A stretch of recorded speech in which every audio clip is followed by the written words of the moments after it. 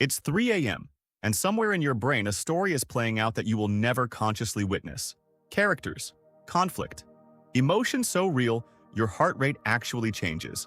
And by the time your alarm goes off, almost all of it will simply vanish. This isn't a rare event. It's not something that happens on unusual nights, or only to people who dream a lot. It happens to you every single night, multiple times, whether you remember any of it or not. Here's the part that surprises most people. Dreaming isn't optional, and it isn't occasional. Sleep researchers have known for decades that everyone dreams every night, cycling through several distinct dream episodes as they sleep. The people who insist they never dream aren't the exception to some biological rule.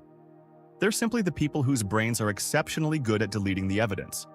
So let's start with the basics of what's actually happening while you sleep.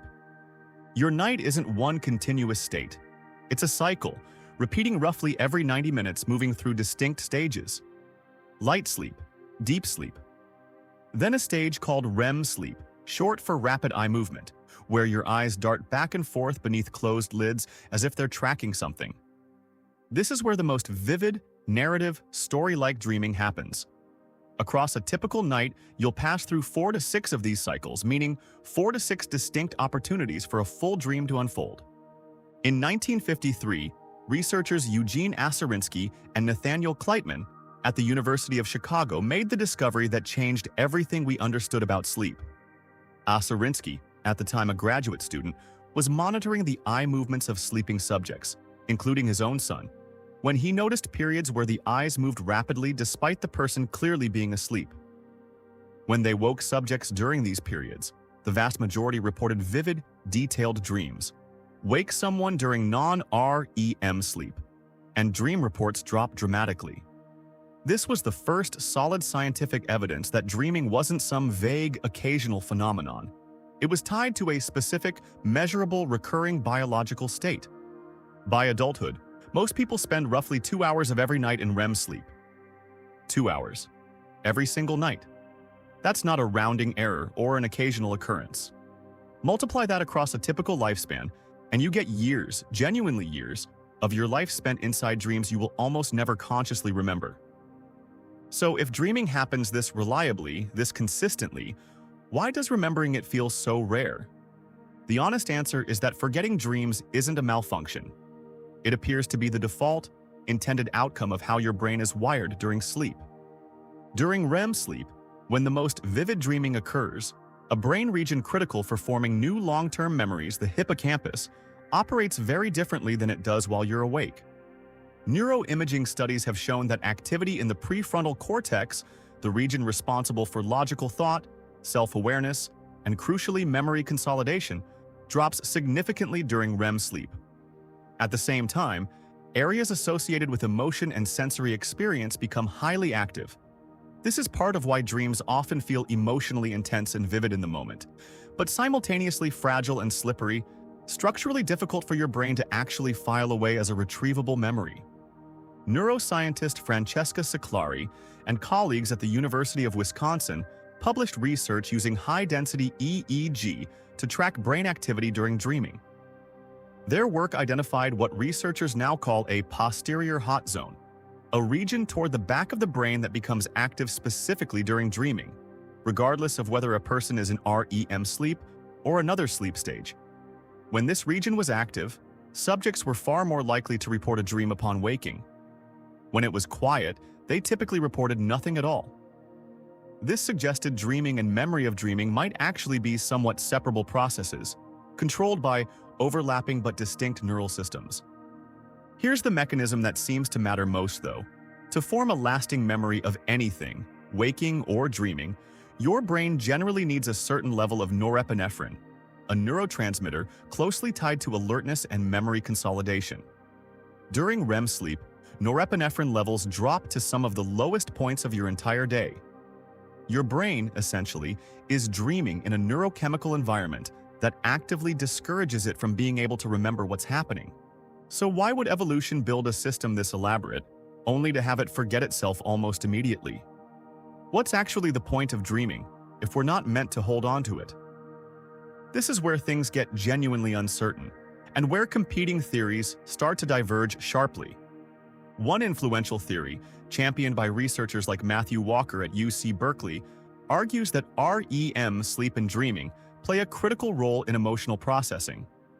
Under this framework, dreaming allows your brain to replay emotionally significant experiences from your waking life, but in a neurochemical state with lower stress hormone activity than when the event actually happened.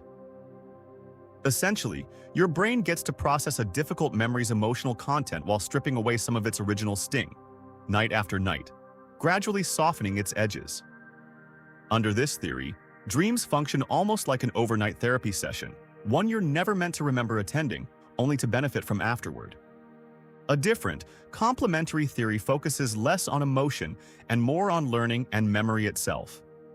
Sleep researchers have found that REM sleep appears to play a role in consolidating certain types of memory, particularly procedural memory, the kind involved in learning a new physical or cognitive skill. Some researchers argue that dreaming may reflect your brain actively reorganizing and strengthening neural connections related to recent learning, essentially running simulations or rehearsals in the background, largely disconnected from anything you'd recognize as a coherent story. A third theory, sometimes called the threat simulation theory, proposed by researcher Antti Revonsuo, suggests dreaming may have deep evolutionary roots in rehearsal for danger. Studies analyzing large collections of reported dreams have found that threatening or dangerous scenarios appear disproportionately often compared to what you'd expect from purely random content generation. Under this theory, dreaming might function as a kind of low-stakes simulator, allowing your ancestors to mentally rehearse responses to predators, conflict, or danger without ever having to face the actual consequences of failure. None of these theories fully explain everything, and notably, none of them require you to remember the dream for it to serve its purpose. If dreaming genuinely functions as emotional processing, skill consolidation, or threat rehearsal, the value may lie entirely in the process itself, not in your conscious access to the output afterward. The mechanism might work exactly the way it's supposed to, precisely because you forget it. This reframes something that might otherwise feel unsettling. It's easy to assume that forgetting your dreams means you're missing something, some hidden message or insight slipping away each morning. But if these theories hold up, the forgetting isn't a loss at all. It's closer to how you don't consciously remember your immune system fighting off a minor infection last week, or your body repairing microscopic muscle damage while you slept. The work still happened, it still mattered. You simply weren't designed to witness it directly. There's also a small but genuinely interesting piece of the puzzle around why some people do remember dreams more than others. Researchers studying individual differences in dream recall have found that people who wake up briefly during or immediately after REM sleep are significantly more likely to remember a dream, because that brief waking moment allows norepinephrine levels to rise just enough to let a fragile memory get encoded before it fades. This is part of why dreams recalled right at the moment of waking, before you move or check your phone or start thinking about your day, often feel vivid and detailed, while that same memory can dissolve completely within minutes if you don't immediately hold on to it. So tonight, when you go to sleep, your brain will do this again. It will cycle through stages, dip into REM sleep 4 to 6 times, and somewhere in there, construct entire vivid, emotional, narrative experiences that will almost certainly vanish before your alarm goes off. This isn't a flaw in the system. Every single night, for roughly 2 hours, your brain runs a complex, ancient, still not fully understood process, entirely for an audience of one person who almost never actually gets to watch it. You.